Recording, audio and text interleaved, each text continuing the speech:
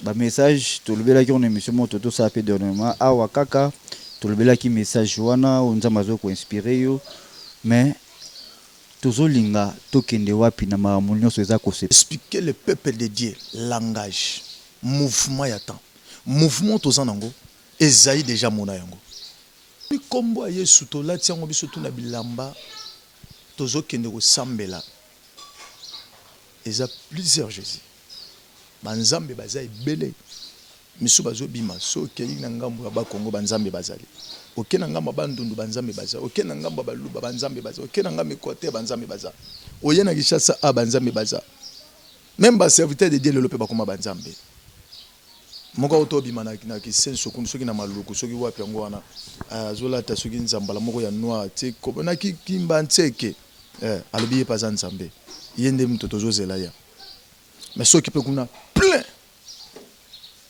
so monde seke na ngambo wana déjà babungi oyepe même biso le na église de réveil o remarqué ba gangi ba te église Jésus Christ est Seigneur mais soki okoti na kati eza makambo ezo salema eza ba signe ya temps de la fin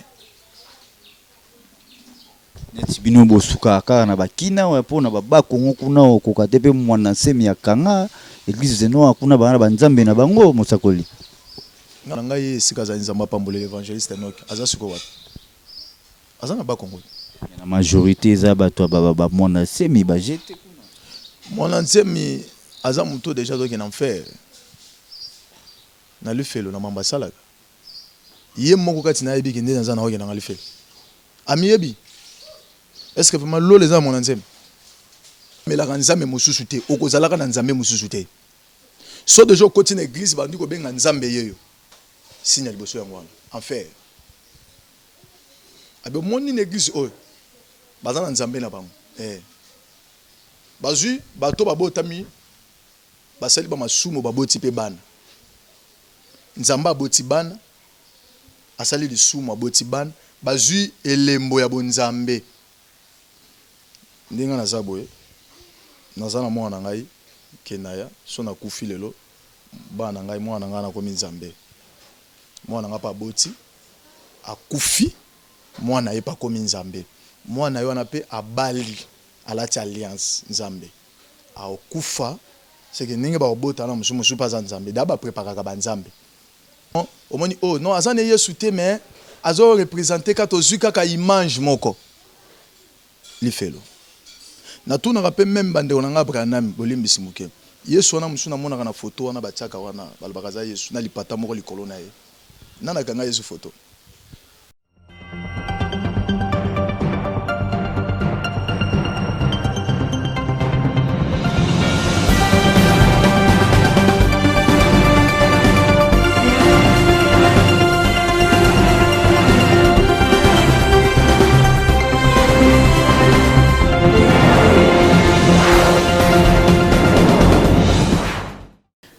Bienvenue fidèles téléspectateurs dans votre émission.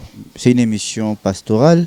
Mesdames et messieurs, vous nous suivrez partout dans le monde à travers notre chaîne EHP Media TV.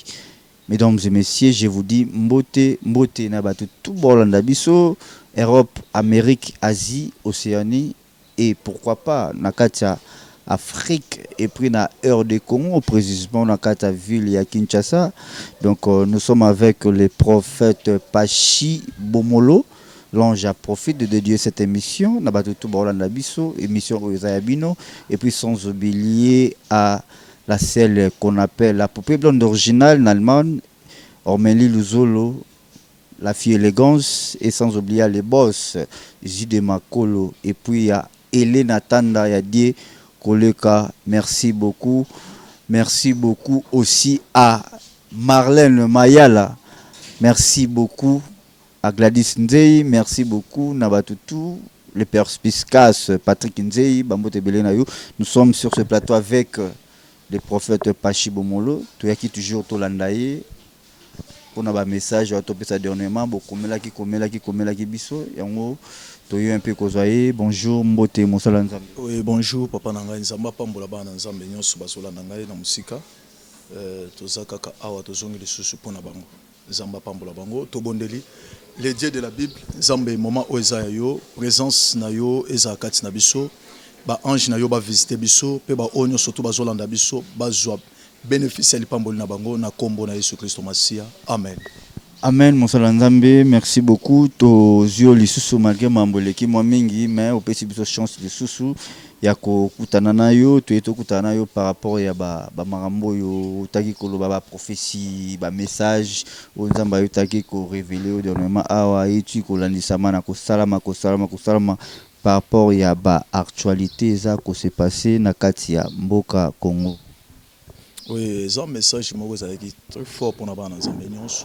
Koko kisama eza lokumu pona biso te ne koko kisama ba message o ndezo sala biso ke tokeba na temps on tozanango mosala Nzambe asepelaka te ke soka lobeli kambo kokisami ya mabe non mais fe bangisa ye pourquoi lelo Nzambe akopesa message moko ya mabe pona mboka ke yebisa bato avertir bato ke kala mingi te nazoya tala basine osalama siko bomu ngai ete apena nga moto na opesa message ezote apena bana Nzambe nyonso to bazolanda biso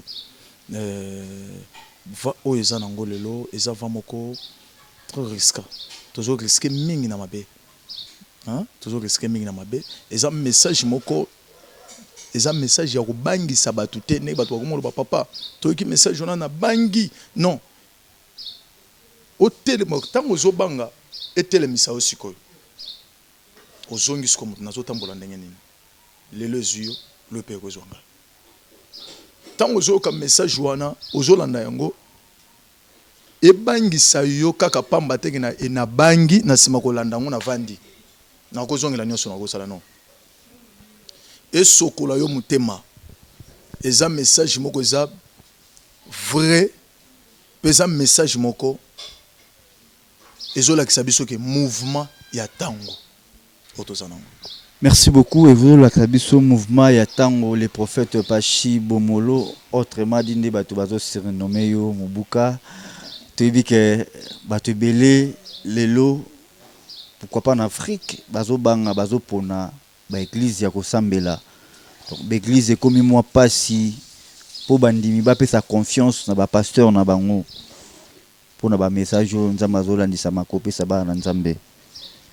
Na ebité, tout est kozwa et le comment le baïwana sur le femme ouais qui a payé ma pana ma futa et après ma bozo landi sama lelo yo bato bazo fana banda ko bazo komela biso à propos ya ba message o yozo pesa est-ce que basala nzambe ya vrai bazali kaka pour na temps tozana ngo lelo yo tu éviter bana nzambe belé babungisi ba âme à propos ya ba actualité ya ba vidéo ce qui se passe dans la ville de Kinshasa et puis précisément na mboka. Oui basala nzambe ya malamu bazali basala nzambe ya malamu bazali ya faux pe baza Satana azo séduit bana nzambe le diable a commis ko séduit peuple de Dieu mususu eza ya ko bebisa réputation basala nzambe ya kolakisa bana nzambe ke bato bozolanda baza batu te ngande Satana naza tokendaka église pona osambela tokendaka église pona osambela soko salela nzambe salela nzambe sala nzambe na solo kolanda le diable te senga na molimo na nzambe e conduit yo na église oeza ya solo senga molimo na nzambe le problème est que ya ko senga ka molimo na nzambe ndé conduit moto pona yo moko okokate l'esprit de l'Éternel ndé ko mema yo sika église ya solo ezali c'est ça Nzambe azo inspiré mikolo mingi ba message to lobela ki on émission moto to ça peut dernièrement awa kaka to lobela ki message wana nzambe azo ko inspiré yo mais tozolinga tokende wapi na makambo nyonso eza ko se passer oyo nzambe azolinga atalisa biso nini pe azolinga amema biso wapi yozali su pe porte parole ya nkolo nzambe ebisengelo moko ke expliquer bana na nzambe mouvement ya temps bato ba comprendre langage prophétique de Dieu expliquer le peuple de Dieu langage mouvement ya temps mouvement toza nango ezai déjà mona yango omoni kombo ya Yesu tolati yango biso tuna bilamba tozokende kosambela eza plusieurs Jésus banzambe baza ebele misu bazobima so okei na ngambo ya bakongo banzambe bazali oke na ngambo bandundu banzambe baza oke na ngambo baluba banzambe baza oke na ngambo Équateur banzambe baza oye na Kinshasa a banzambe baza même ba serviteur de Dieu le lope bakoma banzambe moko otobima na kisenso kundu soki na maluku soki wapi yango wana azolata soki nzambala moko ya noir te kobona kimba nteke alobi ye paza nzambe yende mto tozozela ya mais soki pe kuna plein so monde seke na ngam mona déjà babungi oye pe même biso le na église de réveil o remarqué ba gangi ba tie église Jésus Christ est Seigneur mais ce qui continue à 4 eza makambo ezo salema eza ba signe ya temps de la fin ba signe ya temps de la fin neti bino bosuka kaka na bakina wa pona baba kongo kuna okoka te pe mwana semi ya kanga église zeno kuna bana banzambe na bango mosakoli ngana za na évangile na ngai bandi penza mingi na bakongo okena lufutoto église adona ezali na siège mbanza ngongo to tagi église ezali na kisanto to yebi mouvement tout bongo ndeko na ngai esika za nzamba pambole l'évangéliste Enoch aza siko wapi aza na bakongo la majorité za bato ba mwana semi ba jete kuna mwana semi aza muto déjà doki na enfer na lufelo na mamba salaka ye moko kati na yebi kinde na hoye na lufelo ami yebi est-ce que vraiment l'eau les a mon semi nani on a jugé non na jugé mututé to na jugé mututé mais déjà soko tali na miso molimo on comprend déjà que mon semi aza na lufelo en fait yo tali c'est le miso molimo oui na mona ekala c'est que groupe to zolanda ye aza pe na ba ange pona bango to bazana ba ange na bango hein aza na ba ange aza na arme na yeso abeti ndika ta ebomi mutu ils ont mangé moto déjà za na manger za na kindoki kati na ye lo les até papa lo les até c'est que bato to bazolanda ye déjà bazana lifelo eza déjà parmi ba signe attend de la fin hein Esaïe chapitre 4. Esaïe Zolobani. Esaïe chapitre 4. Soto tangi yango. Bible Zolobanangai. Et 7 femmes saisiront en ces jours-là un seul homme. Bang basi wana sambo. Mokolo wana. Mokolo ngoni. Mokolo ngoni yango tozana yo. En ces jours. En ces jours et banda depuis la croix. Tant que Christ a tout est accompli, nous sommes déjà monde déjà que kokisami, ba faux prophète ba kobima. Depuis tout le monde alléluia. Et banda de ba pasteur et banda depuis la croix. Tant que Christ mazobimisa ba polele. Kobimisa polele en réalité des choses, total rappel ba ngambo église des noirs. Total rappel ngambo ba musulman. Papa, Jésus-Christ est Seigneur. Merci, continuez. Bible Zolobanangai, en ces jours-là, cette femme saisiront un seul homme. So mobile lango c'est Christ. Baso tozolo bezé l'église. Yoka basuana. Et dirons-nous, mangerons notre pain. Et nous nous vêtirons de nos habits. Fais-nous seulement porter ton nom. Abi tozolata bilamba na biso tozuli pa tozolia ya biso mais tika soka totangaka kombo ya Yesu totangaka kombo na yo bazusko Yesu batelemisi na moni basine ya basi wana ta on a vu verset biblique Esaïe na butu ya mokolo na lalaki sina basi na moni bon papa nani na moni on a bilembo ya l'église. Molimo na Nzambe zwingai Ézéchiel 37. Bible dit Ézéchiel l'esprit de l'Éternel ezui le prophète Ézéchiel memi Ézéchiel na luboko esika mikuwa ya kokauka. Molimo na Nzambe déplaçaka les prophètes. Babali ko memangai mutu wana simingai abandi ko tambwisa ngai na église.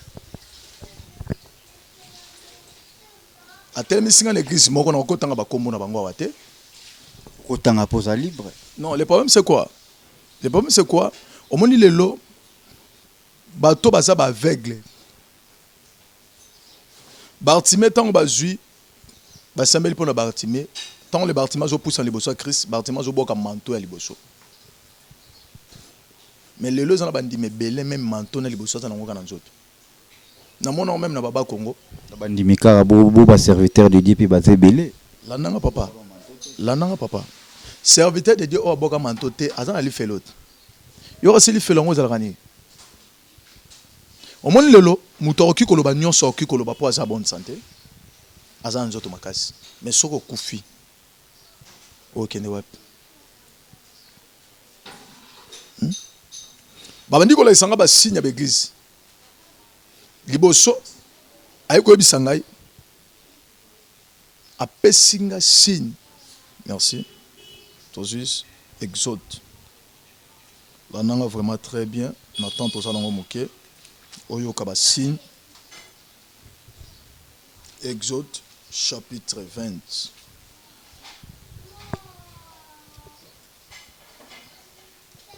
Merci.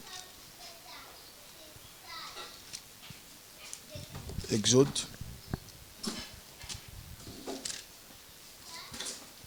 chapitre 20. Yoga. Alors, Dieu prononçant toutes ces paroles et disant: Je suis l'Éternel ton Dieu qui t'a fait sortir du pays d'Égypte, de la maison de servitude. Tu n'auras pas d'autre Dieu devant ma face. Okofuka melaranzame mususute, okozalaka na nzambe mususute. So déjà au côté de l'église, bandi ko benga nzambe yeyo. Signe liboso yango wana. Enfer. Abe moni l'église oyo. Bazana nzambe na bango. Bazui bato babotami basali ba masumo baboti pe bana. Nzamba aboti bana. Asali lisumo aboti bana. Bazui elembo ya bonzambe. Ndinga naza boye. Naza na mwana ngai kenaya so na kufi lelo bana ngai mwana ngai na komi nzambe.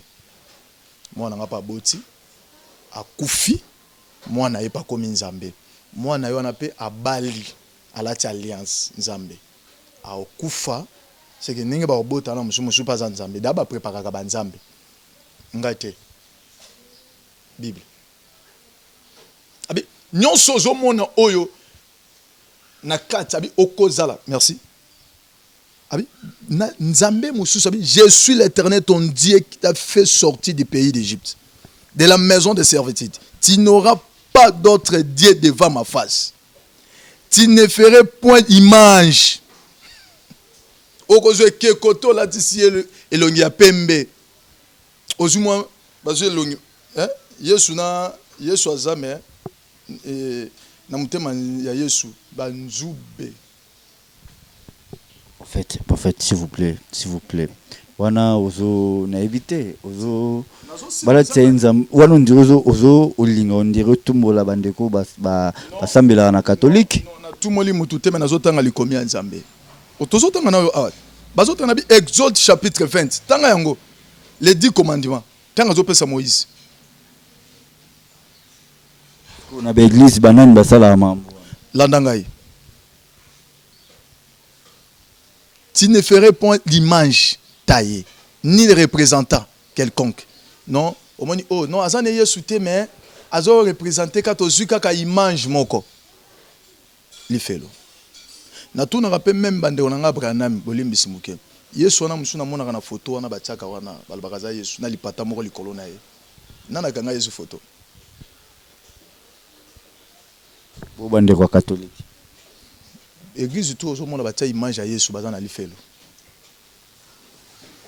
Ngate Bible mu dezolo ba. Église union soto ko mona bazui image ya Christ ba dessiner. Eza message on a zui. Na pesa ki message à liboso a. Eza na bato ba boya ki. Te bandi ko kisama. Son message o apesine be critique abi union soto zo mona ona loba yango et pas ya Moïse.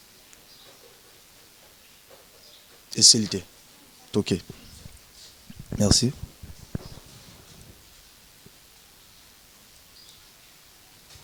Abi, tu ne te prosternais point devant elle et tu ne les servis point. Et l'Éternel ton Dieu, je suis un Dieu jaloux, qui est puni l'iniquité des pères sur les enfants, jusqu'à 3e et 4e génération de ce qui est. C'est que bato nous surtout bazo fuka mela bikeko. Aya fuka meli iman fuka meli mutu na iman janzambe. Abi honnête na za boye. Net nga na za prophète. Na sali ngwe na bongisi ke ko kamoka moni aveugle moka moni ko kanabino na komi nzambe. Ni na za nzambe na bino. Nazala va bino bozala. Soko fuka melinga olakele mabe. C'est que bato tout bazo fuka mila banzambe na sena moyi oyo baza kolakela mamabe. Mais à l'époque de Moïse, ils avaient na signe bu nzamba tsaki, ataki na nzeta basali signe le rôle la serpent, le roi nyoka. Botala wana oui prophète botala wana bao misuba ne ba projecter image wana so ya serpent bat baye wana bazo sambela ba senga ba bolimis masumu na bango toli. Non. Bible langa yango yo. Omoni lelo sikonet c'est salamaki l'époque à Moïse, ils ont une recommandation par rapport à quoi? Bon, on a l'église d'abord, parce que c'est une recommandation. Non, on a une recommandation en fait. Il y a génération. Na tuna mutu moko sambelaka na église catholique. Na tuna bi bo sambelaka Marie atake ki? Atake maman Yesu. Maman Yesu Marie jamais Christ a tikala ko benga Marie mère de femme. Mais Bible benga Marie mère de Jésus.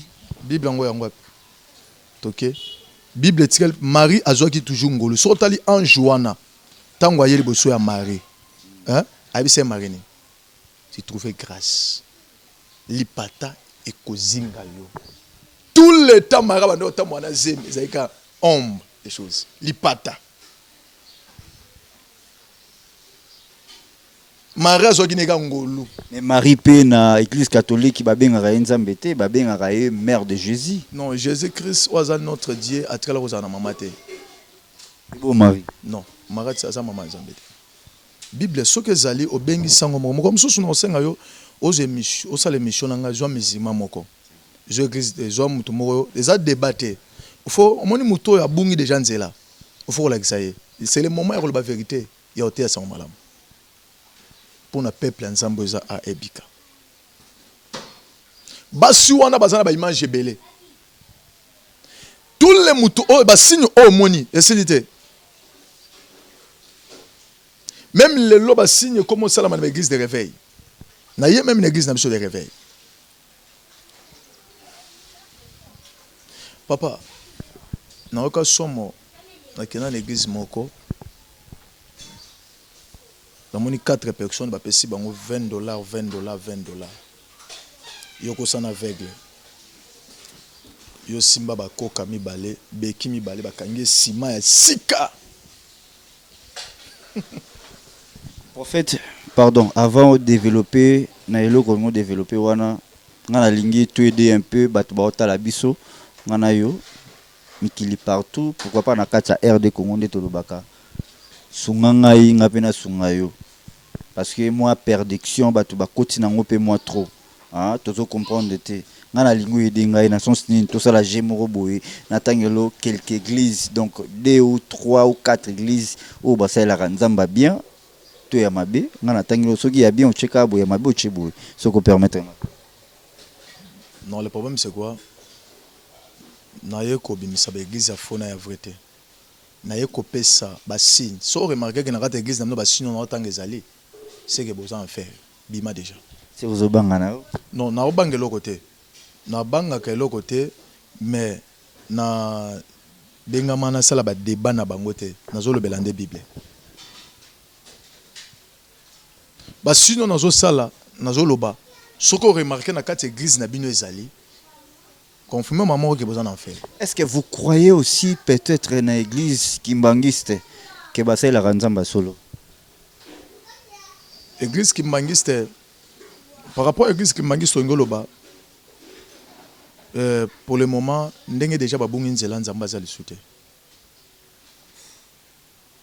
Nzamba za lisute. Kimbangiste nzambe penda zate hein. Oui. Simon Kimbango, oyo azaki les prophètes en 1921 il a teyaki sango malamu ateyaki bible oyo pa atanga ikombo ya Yesu kimbango atikala ko mibenga nzambe te on a bazola nanga bien kimbango mibenga ki nzambe te. Donnez-nous deux différences kaka na époque ya ancien Simon Kimbangu wa liputa ndeto lobaka Simon Kimbangu wa liputa na oyo bazosela lelo na kimbangiste nzamba zalaki pour nzamba zate pesa biso différence on a le pourquoi. Le problème c'est quoi Simon Kimbangu wa liputa sala pe église na robenga na moment lelo na évangile to benga ngo droit zaki évangéliste dokola ndekola nga chasseur azoki te sa malamu ni tina bamboka oui abande côté azobi yango bezo mona Simon Kimbangu bimi na mbandaka Simon Kimbangu bimi na boy Simon Kimbangu bande ko côté ya sango malamu azoki no te sango malamu azo boya ba loi omoni net vérité to lingaka te yango na l'époque là bazwa pe mindela na pe ba boya vérité ba boma pe Simon Kimbangu ndenge pe ça lelo le omoni vérité na lo ba boy ezana ba te belé ba fan club ba église ba boya yango cause la fanatique ya pasteur na yote cause la fanatique église te c'est que muto da fanatique ya pasteur fanatique église azana mulimo na nzambe te. Moi 100% catholique, nga 100% ministère songolo, nga 100% église na biso. Même nga la église na isaba na nzambe cause la fanatique na ngate. Zala mondim na Yesu. Cause la fanatique nga mo nga biso 100% prophète Paché. C'est quoi côté dali felo. Alors différence ni ezali na église kimbangiste à l'époque ya Yemoko Simon Kimbangu na oyo sala malilo. Simon Kimbangu oya kala azalaki prophète. Ya lelo bolimbi simuki comme le roi la comex royauté basali royaume moko. Papa kufi mwana ye. Mwana pa kufi koko na bango ye. Pe koko pazani peuple azasuka za serviteur de Dieu suka za mutu lokanga pa okufa net. C'est lui le Simon Kimbangu wa botami nde ba Kimbangu. Faux à faux. Amiyebi keza yete. Est-ce que vous assirez? Papa molimo na nzambo eza kati na nga etikala ko convaincre nga teke ya za Simon Kimbangu na kendaki. Oui. On ozo beza oyo molimo na nzambe eza yete. Est-ce que mambolo ba ngana yo tuebi ke izana population ezana milimo ya bato ebele ezana kimbangiste wana tango bakotala peut-être mission oyo milimo ya bato ezana kimbangiste ezana même on a perdu chanter dans zone c'est pas on nzela naza bato babenga nga batakimbangiste babenga nga babisinga non prophète omonaki papa Simon Kimbangu na nga na tikala komona papa Simon Kimbangu te c'est que mission on a lobaki na tikala komona papa Simon Kimbangu bozoni nga bomonisa nga moto na lingaka na mona te na linga na mona Yesu na ebiki moko na kokufa molimo na ngai ko kende wapi nazo préparer moment na ngai na tana za na on ote ya bana nzambe vérité mutonga na kutana na ye abisinga bi te ya bana na nzambe vérité lakisa bango vérité pe préparer bango na enlèvement batika masumu bazo sala babongola mitema to tika lokutana minoko na biso tozo tambola nango abi yebisa bandeko no basai na nzambe même bazo tambola lelo bakoyi bazonga na nzela soki balingi te c'est na peuple otoni 1000 2000 personnes tambe pas aibisio yebisa bato tozomona lelo ba tuti sami mitema ya ba nzambe bele le roi ndeko Mike Kalambai Moïse Mbi et puis Michel Bakenda ainsi de suite bana nzambe bele bakena perdiction à cause ya ba vidéo ba actualité ce qui se passe que baza basala nzamba lokuta bangonde bazonga na perdiction bazonga na makolo nzambe po bakena perdiction na lobaki on est bandeli que tokena église pour total la pasteur na biso te pas amutu. Non mais binonde boza ba représenter nzambe parce que la Bible dit des Chroniques 20:20 confiez-vous à l'Éternel votre Dieu vous serez affermis mais à ses serviteurs vous réussirez tant mosala nzambe ozana ba qualité ezo correspondre tena ba nzambe biso totani quelque part on a dit tout à l'heure là que Jésus-Christ a le bal tout juger point mais quelque part dans la Bible lobby beaucoup reconnaître nzete par rapport à fouiller na yango o biso tozo mona pe tozo vivre o tozo kanisa par rapport ya ba fouiller o bino basala nzambe bozo bimisa c'est ça soki okomo kende église au senti que nazo beta malibaku par rapport eloko songolo c'est que muto na temi liboso na yo même ateyo kondima ete bima Mutu wana le roi nani Moïse Miepe Mai Kalamba. Na lobi na bana nzambe nyonso soki zo kende au sentir que ezana bato yo ti lelo au moins na otolobelo moko tozala ba fan club ya l'église te même ya ba pasteur te. Baza bato. Nazolo ba par rapport à quoi? Bato wana nyonso to bandeko na ngana nyonso to tangi ba komona ba batikala ko mibenga banzambe te. Baza bato, c'est que baza bato. Mais lorsque mutu abongo la mutema parce que somona nzamba à travers pasteur, à travers prophète, à travers évangéliste, mais tant yo sali mabe, mutu omona nzamba ku na kenda repa na etala boy. Ça ina to lo moko. Est-ce que na kata betel nzamba mbi abikisa bato te? Malheureusement ba question ça yanga ba réponse ya. Nzamba abikisa bato, nzamba mbi abikisa bato. Bato bazola na mai kalamba na banzema mai kalamba même na ministère na bato babika te babika. Michel Bakene bato babika te babika net bango bato ba pengu na nzela mai kalamba. Bato ba pengu na ngine bisa bango ke soko landa mai kalamba o pengwa kaka po aza mutu. Mais so landa Yesu o pengwa te. Moi no aza Jésus Christ comme Seigneur sauveur andimaka Yesu o tiko lo pengwa te. A comprendre facilement que aza mutu. Avant mai kalamba comme lelo mai kalamba te sa mala bazaki pe païen. Ah bon, écoute David Azoloba na bino ba serviteur de Dieu lobi vous êtes dédiés. Mais pourquoi vous mourriez comme des fils des hommes? Vous êtes de Dieu. Tout le monde a ensemble à travers Nabino. Samson dans la Ginzambete. Hein? Samson, Joseph, Moloti Bandoto. Bako c'est la gepelika Momosa Potiphar. Hein? C'est que Moïse Miebe bako c'est lui ngolo babongo. Non, naza jugé. Naza jugé. On a jugé sur Bakoselier, pas Eliane, sur Bakoselier, on a jugé. On est amam na bango, te sanga Bible. Te sanga natali sabana nzambe ba signe attend de la fin. La lobby kasi ba signe di attend de la fin yango to mona ngo pa basala nzambe. Ba signe attend de la fin oto mona. Baloba ki ke ba prophète alukuta ba robima yango to so mona. Le problème c'est quoi? Babimi ebele. Mais total aye so azanzambe. Bobimi ebele parce que yo poza mosala nzambe na tie en général. Tobimi ebele mais mutu na mutu azana ministère na ye mutu na mutu azo croire en Jésus-Christ le lenga bengami na ministère. Parce que to différencier bino ndenge nini. On a question. Le problème ezali senga molimo na nzamba kambayo na bomoto te na réseaux sociaux te. Mais molimo na nzambe na kambayo. Oyiye baba signe. Yo ka sebe gisu wane bele kanga milelo mabeza te. Hein? Mabezali.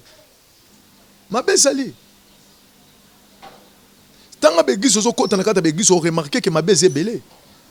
Mais soki tozo ya na begiso poto ko to belsa mabaku to ko pengwa satana ko rache ba na nzambe. Mais on dimela ka pasteur to ndimela ka Yesu Masia. Jésus Christ soit le Seigneur et Sauveur. Nde toza na posa na yo to courant Jésus. To te ya songo malamu. Yo muto ndimeli Yesu kotala pasteur te yaka na église sambela nzambe. Ndima Yesu Masia zo bate on a zu bate mtoko pengwa te po moni photo ya soki ya nani soki photo ya nani soko moni photo ya nani mais c'est pas un problème on est baza batu ngana baka ke baza batu mais toza na problème eza na biso ke eza ya sango malamu to mwanango c'est tout.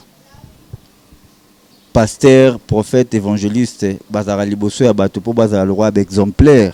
De tout monde mais tant mosala nzambe ou bana nzambe ba ina simana ba omona nzambe à travers ye à travers mambo asalaka tant azo kuisama ozomona to mimiso na epoka bana Israël Moïse mora chi commande a chi mibeko ke mutako linga moi c'est étranger te makuisami wana so bato ba tala ezali kambo ya appel ya nzambe na bana ye to changer sujet to za lango te on to mo kende andeo ya sujet to za lango to mo kende andeo ya sujet.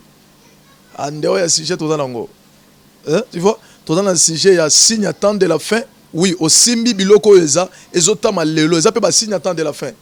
Oui, eza pe oui. Ba faux prophète ba robima. Non, cause ba faux pasteur pe ba faux évangéliste. Na ina bisa yo pona ninte bokondi mapete ke ba kosele pe mosana nzai makambo bondimi kaka eza vrai. Po momoni jeune fille legi na télévision lobby. To confirmer te que ça vrai. Là de lila pe aya se doit Samson azaki pe piège. Biso tozo juger te ndenge Christ alobaki to juger te mais to ay ça biso le moko quelque part na Bible que beaucoup reconnaître nzete par rapport à fruit tozo lo bana bino par rapport ya ba fruit bozo osimbi vexé ya ko reconnaître pourquoi pas simba peut vexé ya ko juger te yo kanga mika la ko reconnaître parce que tozo juger te to marambo bino bo sala ndezo tinda biso to loba lorsque Michel Bakenda abini na vidéo, ce n'est pas Jésus-Christ. Azobina na vidéo wana azobina dans sa boss musala nzambe. C'est Michel Bakenda. O ba te belé ba bongola mitema na nzela na ye et puis ba te belé pe ba zo pongwa na nzela na ye. So Hollande émission liboso za ki journée na otolo bango a na bi Michel Bakenda salai mabe. O pona wana na ko bomba te po Michel Bakenda. Donc ngape na zongi kaka na message na yo que ba faux église na ba faux prophète bazobima nous sommes tozana kata Bakenda so landi langage ya Michel Bakenda tango asisi ko bina dansi wana soki ya babo soki ya banina lobaki wana olandaki yango na yoka ki on peut capable olandaki yango bayelenga na olandaki yango te na landaki yango te bane moni atati na moni te na yoki yango kutu video yango tisiko na mona te na mona video yango te bane église bayelinga babi papa Michel Bakenda abini da saba boss abini boye tant na yoki deux témoins trois témoins na comprend déjà que eza solo na bi si c'est comme ça on fait nos vidéos ngo kutulelo ba boye langa ngolelo na comprendre nga bien c'est que frère Sali Mabe mais net Sali Mabe a aucun ko reconnaître que Sali Mabe azana posa yu po senga bolimbisi yo monate les réseaux sociaux monate mais alliance ya nzambe. Merci beaucoup. Est-ce que vous que Moussala Nzambe le prophète Pachi Bomolo autrement dit Mobuka est-ce que que Saoul azaki oué Nzamba ponaki a memi na royaume ya Nzambe mais era bunga ki pesa ki rejeté to lo baneni basala Nzambo tozomona lelo est-ce que baza rejeté to baza peka na kati ya bato Nzamba pona po ba mema peuple dédié parce que biso ne na otiko bato to juger ka par rapport à bafouille est-ce que ça baza déjà rejetant du gens bah d'ailleurs rejeté disons que bazara Nzamba poni po to Nzamba rejeté pe Saoul a préparé déjà David est-ce que ozomona te que bango batmo ba bien préparé pour ba remplacer ba ministère na bango quelque part lokola Saoul est-ce que au moni ba David déjà ba bimi pourtant Nzamba azo rejeté Saoul qui t'a dit que ndé ba sali bon Nzamba rejeté bango nana bi que Nzamba rejeté yo mosakoliti c'est na biso yo za mosakoliti Nzamba rejeté qui déjà Saoul ayebaki Samuel. Oui, il faut Nzamba que Samuel a préparé. Nzamba a préparé, mais tout est pas remplacer Moïse bien, c'était Bethel. C'est qui? Est-ce que Nzamba a dit que Kende Pachi, Kende, pour qu'on a Moïse bien, c'était Bethel. Papa Zada, papa n'a bisombi avec beaucoup de respect. Mon père Azali. Moïse bien, papa Azali. Azora ba conseil à papa à chaque fois. Afuka me papa 5 bolimbis papa olimbisa. Nzambe pas lola yoki. Eza alliance ya papa naye. Moïse Mbia zana alliance ya mutu azana bomo etilelo. Merci fidèles téléspectateurs, donc nous touchons déjà vers la fin de cette émission. Ici c'était chaud, c'est chaud parce que nous sommes avec le prophète Pachi Bomolo, autrement dit Mobuka, donc Kakande Bokomara, bon message Kokoma, tozana awana kati prophète Pachi. Message clé à Nzambe ezanene parce que tu habitant yo lobaka et salamaka ningo to lo baba prophétie to tuna ki on a ba question et to le cadre na émission awa tozaki pana yo que bato ba sala Nzambe ba kufa ba kufi opesa ki message par rapport ya temps parce que bato ba otala ngana yo balingi ba ka message yo parce que Nzamba pesi nde tozana awa eloko nini ekolekana kati mboka Kongo et puis Nzamba olinga asala nini à vous la parole. Problème na ngeza ke na ina bisaba na Nzambe to tepate na va o ezali na to simbaka Yesu message na nga mususu ya makasi na koyebisa bango message ya repentance. Jésus revient bientôt bongola mutema na yo simba Yesu longwana lokolo moko libanda lokolo moko na kati Zoma kolomi bale zongela Nzambe oya lembi kolemba te telema Satan ne mutu azolinga lembisa yo po alika ningi na kozwa yo le diable pose wa mutu akobungisaka mutu Yesu kati na ye obanozo babulembo wanozo zwa neza Nzambe te eza Satana telema makasi na osela Nzambe famille nyonso tu basala Nzambe nyonso tu bana Nzambe nyonso tu tokende na mouvement oyo te to simba Yesu comme Seigneur et Sauveur. Jésus revient bientôt. Bando Nzamba zolo belaka nga moko te ezala ba mama msuwa benga bi papa message lobby eza ya solo mama moko pa otomona mutu na liboma na mboko nini na na Nigeria mama na Claude Alice auto bengangai azana Nigeria akutani na mutu aliboma liboso ya porte ya ndako na ye eza somo tango alandi bi papa message olobi na otokutana na ye 3 jours na ki somo c'est que azotambola déjà ko préparer bana na Nzambe pour mokili déjà comme na suka papa onyo soto yeso lobaki yango ekokisami tout ekokisami parce que ezaka likambo ke yonde ko bunga nzela te simba Yesu na moni vidéo koza mbuyela ba vidéo te simba nde Yesu bazolinga bayinisa oka kombo Yesu wana c'est tout. Merci beaucoup. Moi, Bambote, non, et puis numéro de contact pour nos bateaux, message na kosenga biso toujours numéro ya le prophète Pachi Bomolo. Il est là, ça mieux placé. Mon numéro ya téléphone et puis ba dédicace na yo puis na banani. Na pesi d'abord na bébé nanga otobika, moi nanga belaki, le bébé Kenaya. Gros bisous à toi. À Biki, Nzambe à Biki moi nanga moi nanga quoi qui escalier. Satan a que megatina moi na zo moi nanga. Ah. À quoi un escalier, moi on a vraiment qui vraiment malade makasi. Nzambe on a Biki na pesi mbote nangai lisusu na basala Nzambe nyonso tout avec beaucoup de respect. Apôtre Ézéchiel Isiana Mokali Kali. C'est mon père à moi. Et le pasteur Jefté Moudi na Kisantu, na pesi mbote nangai na évêque Billy Kakiesa et les chasseurs des démons. Bimambu na bimambu na mboka wana Nzambe na yo a visité yo pe binonyo soto Zamba Pambola. Vous saluez le pasteur Moïse Mbiye. Oui, le pasteur Moïse Mbiye, le frère Michael Ambaye, frère Michel Bakenda, frère José Nzita. Prince Mukuna Simakuna Zamba Pambola yo, na le soso frère nangayo yo Bazebele. Chasseur de démons dans Natangi azakuna na mboka kuna ye mboka comme démon na passe. Zamba Pambola ye et na pesi mbote na sœur Naomi Aluti Zamba Pambola yo, gros bisous. Merci beaucoup. Quant à moi, j'en profite aussi de saluer donc Batutu Batala qui émission Oyo Nabo Sanité. Marlène Mayala, donc Babi, moi aussi à couleur frappant. Donc Marlène Mayala, et puis sans oublier les boss, ses yeux de Makolo, Diekolé Kamote Mele Natanda, son Talibou Nalman, on a bien sûr, on a Ormeline du solo, poupée blanche originale, et pourquoi pas à la femme qu'on appelle Docteur Chantal Nzei, la femme sans difficulté financière, Bambote Belé, place aux alliés. Et puis Nabo Sanité, Tchomodan Oki Kaspey, Trésor Mbombokawe, Paris t'appartient. Merci beaucoup, merci Nabatutu. Donc, fidèles téléspectateurs, nous sommes déjà à la fin de cette émission. Merci beaucoup à vous de nous avoir suivis. Donc, quant à moi, je vous dis bye bye. On se retrouve au prochain numéro. Bye.